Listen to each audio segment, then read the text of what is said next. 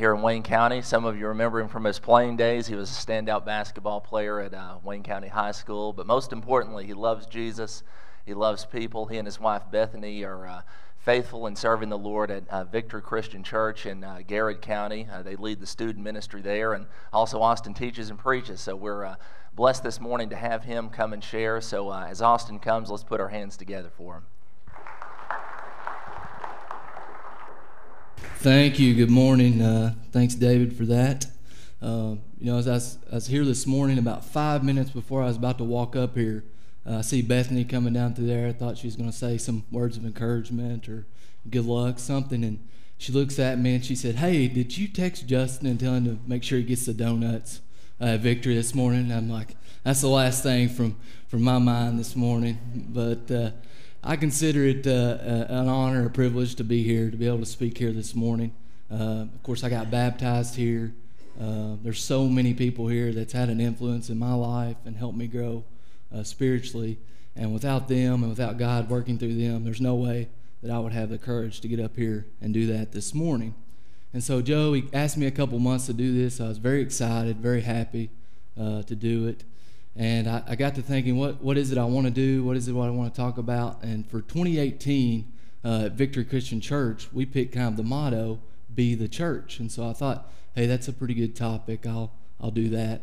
And I picked that topic and we picked that motto at Victory because it seems like the goal for many churches now today is to be at church, right? Not be the church.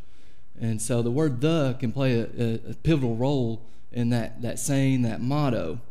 You know, for Christians, the church has become a representation of just a physical building somewhere in your community that you come to maybe once, twice a week for services, but then the rest of the week you block Jesus out, right? Because we're so busy, we live in such a busy world. But that's really not how God intended it to be. He did not mean for you to come to church just 1-2 days a week and then block him out the rest of the week. But, you know, it happens. I'm right there with you. Don't get me wrong. The physical church it's such a great place. It's a place where we come with fellowship, ministry, we come to worship, and we get all these things from the church, but people are what lead ministry. You know, the Promise Project, you guys are doing such an awesome thing, right? People are excited about that, the impact that can have on the community, but the Promise Project, it's not really anything without the people behind it, the people leading it. And, you know, the early Christian church, they didn't have a church building. They started church in their homes, or they had to meet in secret locations because of the fear of persecution. You know, and eventually, as Christianity spread, it became okay. They built buildings dedicated to worship, and the fellowship and ministry, it happens. But church structures, they facilitate the roles of God's people, but they don't fulfill it. And so that's why I'm here this morning. I want to preach about being the church, because as I look out here, you guys are the church, each individual here.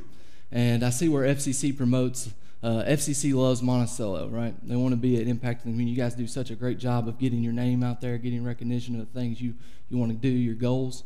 And I want to say this morning, what if we broke that down just a little bit farther besides FCC Loves Monticello? What if we said FCC loves Fall Creek, Rogers Grove, Powersburg, Cooper, wherever, all these various communities throughout Monticello and Wayne County? Because as I look out here, many of you live in those different places. You know, and you can represent, just don't have to be right here in the center of FCC, don't have to be just represented by this building, but it can be represented in each of those communities by you all. And why is it so important that this happen? What's the goal behind this? Did you all know that according to the Gallup poll, they did a study and they said that America is the loneliest nation on earth? And that really seems unbelievable, because there's so many things out there, so many entertainment options, things we can do and go and see, and people. All of us have cell phones in our hands. We can call, text, get on social media, follow people's lives in just a matter of seconds. We have the easiest access of transportation that we've ever had in the history of the world. I can get in a car and drive to my family's house or wherever in just a couple hours, or I can get on an airplane and fly halfway across the country or the world in just a few hours. And then we're surrounded by more people at any point in the history of the world. But still, for some reason, we're the loneliest nation on earth. And really, we're becoming more of an individualistic society and not of a community. People, they come home, they don't really have real conversations, or they get up in the morning, if you have kids, you're rushing to get ready, right? Trying to get them to school, you're trying to get to work, and you have a long day. Many of us work 8, 10-hour jobs, and we get home, we're tired. All you want to do is just come home, you want to sit down and rest. We watch a Netflix show, we have dinner waiting, we sit down, and maybe it's with our family, maybe it's not. Maybe we're sitting and eating at the couch while we watch our show, and then you look up and 3 or 4 hours have gone by. It's 10, 11 o'clock, and it's time for bed, and you just do this over and over and over again every day. And you can see where it starts to become a lonely world. And then there's a story. There's a 1993 in the Boston Globe. They wrote a story about a lady named Adele Gabourey, and I think this story represents our society so well, even though it was a while back. I was 1 year old in 1993, but it was a good story because Adele's neighbors, they were normal people. They respected her and your community like we all probably thought or think we're doing. Her yard would grow up about waist high. They would pay somebody to come and mow it. Her pipes would freeze over in the winter times, and they would shut that water off so they wouldn't burst. And mail would just pile up outside her door, and somebody would come over and they would stick it under the door until one day finally the mail, it piled up so high that somebody called the police. But during this time, they think they're being responsible, but one thing they forgot to check on was Adele, right? To see if she was even alive. And so they knock in the window. The police find Adele's skeletal remains there. She had been dead for almost 4 years. And so it's pretty crazy to think that could happen, right? And so a reporter, she interviewed a neighbor there that just lived 20 feet away from Adele, once a good friend. And this is what she said about Adele. "This isn't a very friendly neighborhood. I'm as much to blame as anyone. She needed someone to talk to, but I was working 2 jobs. She just kept coming over at all hours of the night. And eventually I just got sick of it, and I stopped opening the door." It's really a sad story of reality in our world today that we don't take the time just to look around us, that somebody could live 20 feet from somebody and they'd be dead for 4 years and you not even know it. But that's what's happening because we're so caught up in these worldly concepts, these worldly things, that we don't even look around to see what's happening. And so that's why we got to be the church. And I'm here to tell you this morning that if we're going to do that, we can't stop opening the door, and we can't stop knocking on them. So what do we do? How do we be the church? And more importantly, what's the Bible tell us that we need to be doing? And that brings me to my first point this morning. We have to have a common purpose. Acts is such an awesome book. It talks about this in Acts chapter 2, verses 42 through 47. And Acts really establishes the link between Christ's life and the church. And it really gives us some good things to follow and some guidelines. Just before verse 42 starts, Peter, he gives this great sermon. And he's talking to a huge crowd of people. And it says about 3,000 people come to know Christ that day. And so this is how they responded in verses 42 through 47. It says this: "They devoted themselves to the apostles' teachings and to fellowship and the breaking of bread and to prayer. Everyone was filled with awe at the many wonders and signs performed by the apostles. All the believers were together and had everything in common. They sold their property and possessions to give to anyone who had need. Every day they continued to meet together in the temple courts. They broke bread in their homes and ate together with glad and sincere hearts, praising God and enjoying favor of all the people. And the Lord added to their number daily those who were being saved." So verse 44 there, that was kind of my key verse or memory verse this morning. And it said all believers were together, but they had their own ideas and opinions while they were there, right? No, absolutely not. It said all believers are together and had everything in common. They followed a distinct set of principles and beliefs. And that's what you got to have if you're going to be the church. You got to have a common purpose. Because many people today, they ask, how's this going to benefit me? What am I doing in the church? What can I get out of it, right? And church members, man, it's so easy to fall into this trap. We change some little thing in the church. We to put in new carpet, or we change the kind of coffee we're using out in the lobby, or we sing 3 songs instead of 4 songs, and where we're serving communion, and all these things, and it can add up, and individuals start to get upset, and it just causes dissension in the church. And it's very easy to cut ourselves off from one another because of that. But we're meant to be like Jesus, and we're meant to make disciples. That's our purpose.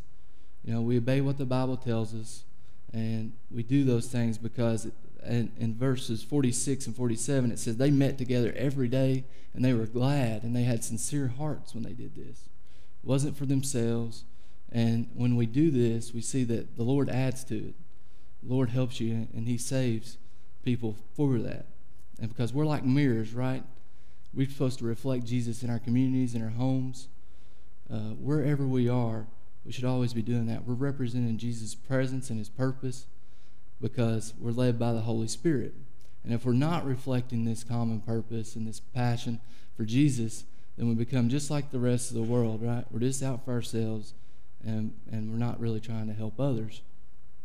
My second point this morning, we have to invest in people. We have to invest in people.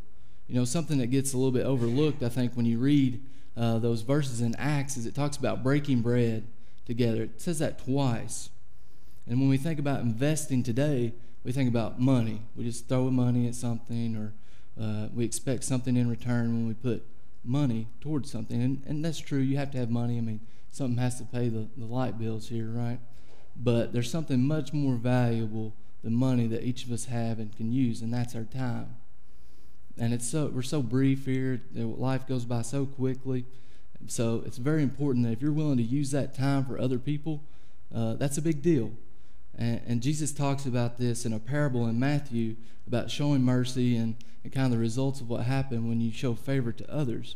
And it's Matthew chapter 25, verses 34 through 40. It says this, "Then the king will say to those on the right, 'Come, you are blessed by my Father. Take your inheritance, the kingdom prepared for you since the creation of the world. For I was hungry, and you gave me something to eat. I was thirsty, and you gave me something to drink.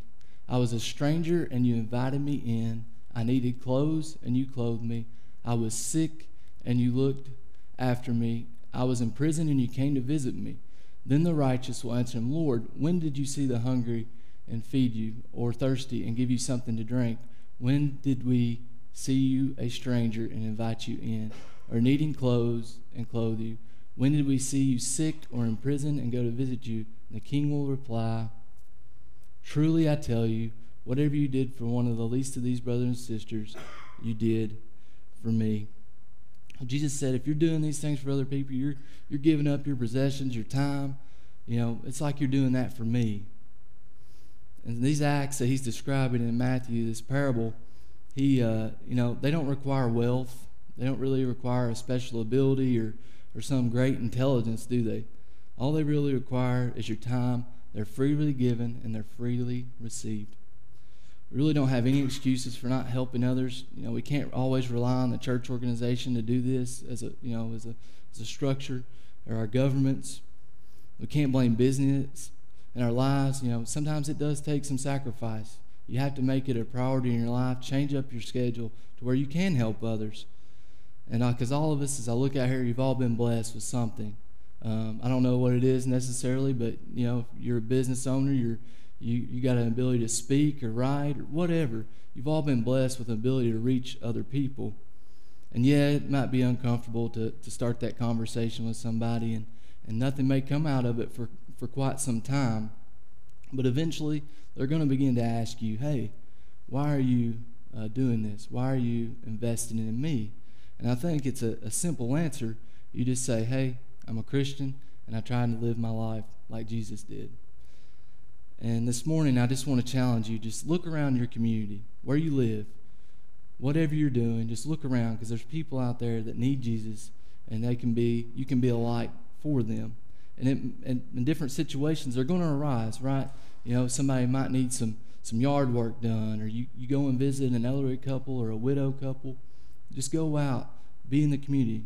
I hear an excuse a lot when you work in the church. You hear a lot of excuses. It's sad to say that this morning, but you do. I'm not harping. I don't want to do that, because there's a lot of good things that happen. But you hear like, "Well, why can't you come to a Bible study?" "Well, I get home late." Or man, we really can't make it because there's pressure, there's time concerns. We're 30 minutes away, and by the time we get there, it's an hour long. By the time we get home, there's no need, right? Well, so create one in your own community. I guarantee you there's other Christians around you. They don't have to come to FCC. Create one. Study the Bible together, where you're at, where you live. Bring people in and make it intergenerational. As I stand up here this morning, there's so many people that have helped me. They're older than me. I've learned so much. There's a lot of wisdom in that. But as a youth minister, and I'm sure Cody can tell you this, you learn a lot from the people younger than you.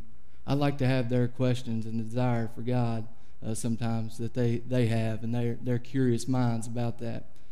But more importantly, if you let this get by you and slip by you, then you're not allowing God to work through you to change somebody's life forever. And so this morning you got to have a common purpose, and you got to have ability to invest in people. And the third thing is we must link the branch to the body. And what I mean by that, there's a verse in 1 Corinthians 12, chapter 12, verse 12, sorry. And what it says is basically, it talks about the church members being a part of a body, and when you bring all those parts together, it makes a whole. Well, the way I'm describing this, if we have FCC out in the community, then we kind of got to bring it back together, right? The physical church then becomes the body. Everybody else, those communities, are the branches, so to speak. And so there's a few things that when you're out there reflecting Jesus and doing those things, there's a few things you got to do, because you got to start inviting somebody to church. That's eventually the goal. You get them to come here, a place to have fellowship and worship. And so what we see is that doesn't allow you to stop on the first two once you invite them. But you got to make people feel comfortable and welcome. And there's just a few things that we got to do to make people feel comfortable. And number one is there's no strings attached, right? Sam Brown doesn't have a trophy out there in the lobby for bringing 100 people to church over his career, right? No, we don't see that. It's not for his benefit or anybody's benefit. It's just for the benefit of that person. Since you're from the same community, maybe you ride together or at least meet them in the parking lot. I've been in this situation. I've got invited to church, and I went to the church, and the church does a great job. People are very welcoming and greet you and everything, but it's still awkward, right? You don't know where you're going. Might have to go around to a side door to go in. You walk in, you shake hands with somebody, very nice, but you don't know them. Everybody's kind of looking at you, a new person in the church. And about 20 minutes in, you finally see the person that invited you. They're like, oh, hey, how you doing? So either ride with somebody or meet them at the door if you're inviting somebody. Let them know what they'll be experiencing. All churches are different. They could have had a bad church experience in the past. Or they may just be really nervous. Here, for example, you serve communion every week. Well, if you don't go to church, you're not going to know that. Why in the world is somebody passing around a tray of bread and cups for me? It's very confusing, right? Let them know, because what may be comfortable for you and I, it may not be comfortable for them. If they have kids, make sure that they know that we have a children's ministry program. Let them know their kids will be safe. They'll learn more. You don't have to deal with them. You can learn during the service. Just let them know what that's about. Sit with them. There's nothing worse than inviting somebody to church and then you sit away from them, right? That's kind of rude. Take time afterwards to discuss their experience. They might have a concern about something or wonder, and you can answer that, and everything will be all good. Invite them to come back. And they may come back, they may not, but you still keep investing. You still keep reflecting Jesus to them and showing them the light. And then eventually maybe they are introduced in the church and they can start that same purpose and mission that you're on. And the worship band, if you guys want to come on up, I'll close with this morning. If you're sitting there and you're an FCC member, I really do challenge you to look around. I know this church, you guys do a great job. You know your purpose and you know your mission. But if all you're doing is on Sunday morning and Wednesday night, and that's the only church you're getting and you're doing, then you're doing something wrong. It's got to be daily. We see that in the Acts church with new believers, right? Peter preaches this message, and do it with a glad and sincere heart, not for yourself or for your own benefit. It's for other people. You're trying to change somebody's life and introduce them to Jesus, and God will work through you in that. So just look around. There's opportunities out there, whatever it may be, wherever you live. just do it, as Nike would say. For the rest of you, if you're here this morning and you like this Jesus thing, you like hearing about it, you want to help others, that's your goal, then we'd be happy to talk with you. Jesus is accepting of everybody. It don't matter what your past is, what you've been through. He wants you. He wants a relationship with you. And what a great way to start here this morning. And we're so excited for that opportunity. And I know, I hope that I can make that difference. And that's what I want to do. And I struggle with all these things just as much as anybody here. I'm right here with you. So this morning they're going to sing a song. If you want to pray, I'd be happy to pray with you. David's here. If you don't feel like coming up, see us after the service, and we'll talk to you, okay?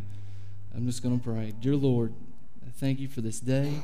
I thank you for this message, God, that we can be the church, that we can reflect you out in our communities, that we don't just make you a priority just 2 days a week, but every single day in our lives. And that we can you can work through us to show others just how great and how blessed we can be with you in our lives. And we thank you for that, and we love you. In Jesus' name, amen. Please stand.